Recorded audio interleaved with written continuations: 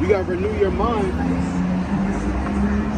in order to do that sacrifice, right? Because, again, the way that we've been programmed, especially the children of God, well, I didn't say children of God, I'll say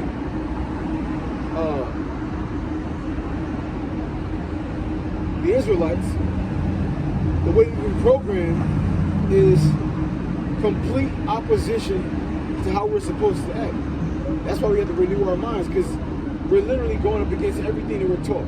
We're going up against everything that we thought was right, or we knew what was right. It's literally the opposite of all of that, right? And the reason why the children of Israel are saved, right, is because they're the leaders and the light bearers to bringing the truth out. They're the leaders and the light bearers, right? They're going to be the ones that's going to teach the nations. They're going to teach themselves, and we're going to teach the nations, and everybody's going to come back to God, right? Everybody's going to walk in the same ways that God wants us to walk, right? Like the scriptures say, all knees are going to bow, all tongues are going to confess, right? This is going to happen. But again, this starts with the Israelites, right? It starts with the Israelites, and then it branches out to the other nations, right? And that doesn't necessarily have to be in the kingdom, right? And there's a person who's a so-called heathen, right? Or there's a person who's a heathen. We shouldn't tell him to don't serve God, right? Why would you do that? That's the end game anyway. The end game is everybody serving God, right? Why would you try to stop somebody from serving God? We don't promote wickedness, we promote righteousness. We want everybody to serve God, right? We want everybody to serve God. That's, at the end of the day, that's what's going to happen anyway. That's also in the Lord's Prayer, right? Because what are you praying with the Lord's Prayer? That things be done on earth as they are in heaven. And what's going on in heaven? In heaven, everybody's at peace. Everybody respects and in order under God, right? So literally built in the Lord's Prayer is literally that, right? That's literally what's going on in the Lord's Prayer. That things be done on earth as they are in heaven. It says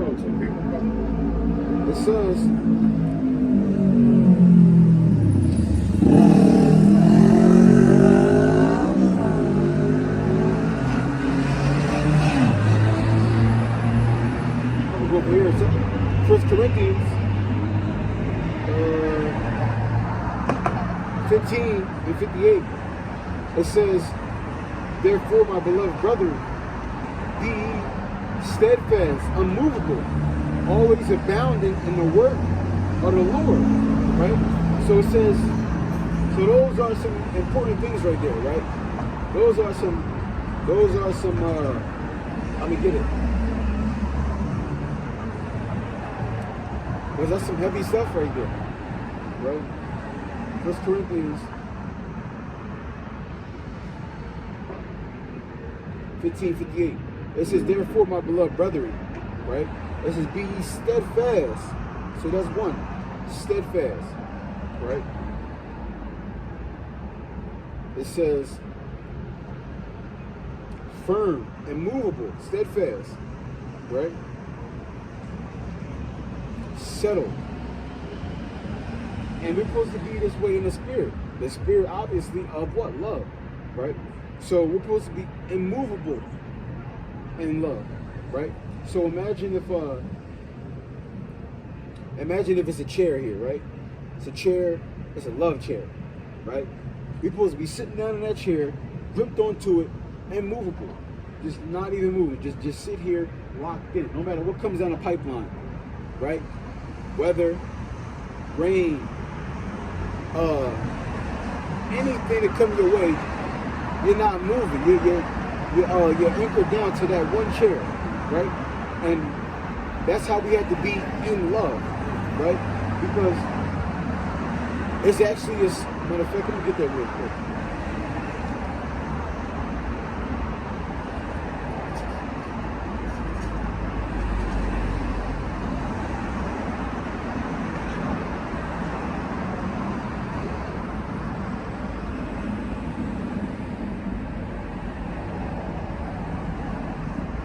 So it's Matthew 7 and verse.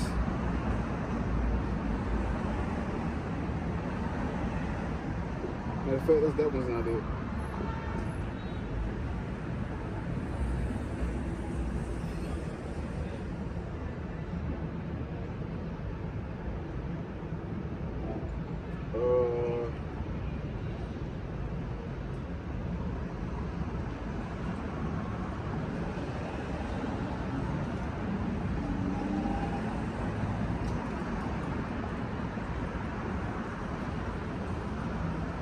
All right, this one. Matthew 13.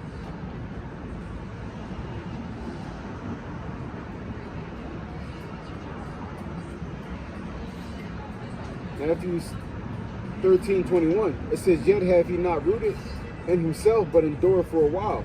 Matter of fact, let me get the full chapter.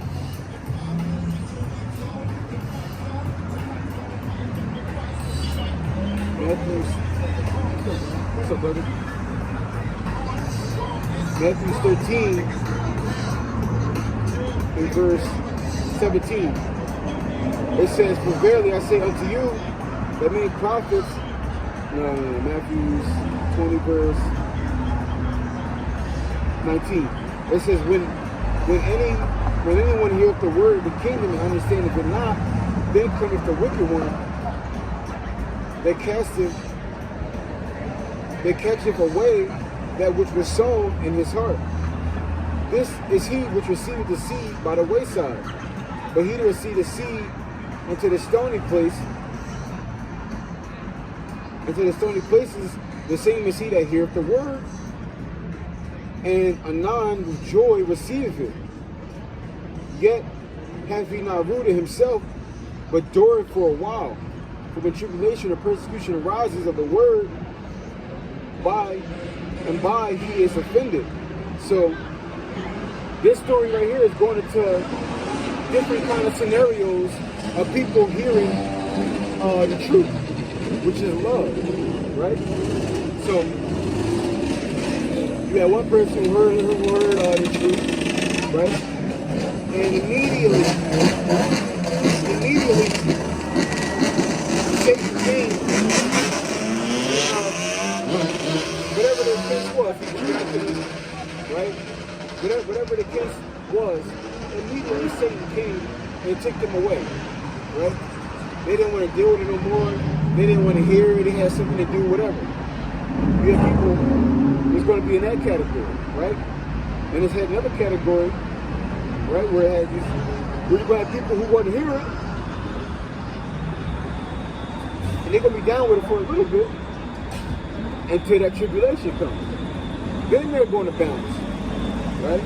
Then they're going to bounce. After the tribulation comes, and then they bounce. Because you got people who are down with it. Yeah, love is good, love is great, right? But as soon as adversity comes, or tribulation, they bounce, right? Like for an example, like I was talking about earlier. A guy walked down the street, bumps his shoulder, boom. He decided, you know what? I'm not going to implement love or mercy here, right? I'm going to get this guy back for what he did, right?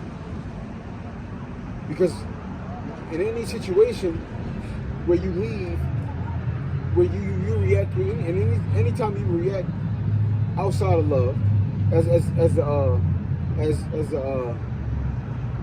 anytime a situation arises and you don't answer with love, right? You answer with anything outside of love, you just fail, right? Whatever tribulation came, you failed that tribulation, right? That's why every single situation you got to try to remain in the spirit of love. You got to be what? Like you just read it. That you got to be steadfast, right? You got to be immovable inside of love. Because again, Satan wants you to operate outside of love. So when you're immovable, you're not bounced out by anything, right? And again, you're gonna have these. You're going like it was just going into. You're gonna have the ones that tribulation is going to come. And tribulation is just what? Basically, any hard time or rough time, any kind of right? Any kind of opposite energy you get, right? your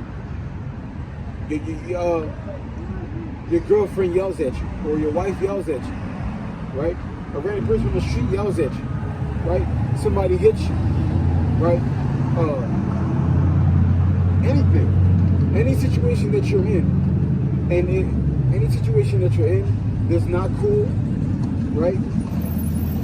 Because most situations that arise, that are hard situations, more than likely is Satan coming, trying to get you to operate outside of the spirit. He wants you to operate in the flesh, right? Like for an example, my favorite example. I'm not saying he did this, but what I'm saying is, outside looking in, this is a good example.